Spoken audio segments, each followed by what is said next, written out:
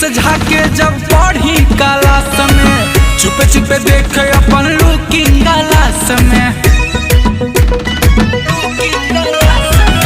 खिड़की से झाके जब पढ़ी क्लास में, चुपे चुपे देखे अपन लुकिंग ग्लास। सखी डर लगे जान जाई यारबा रे हमारे यारबा रे, परेशान करे बस के ड्राइवर रे, डराई बराबर परेशान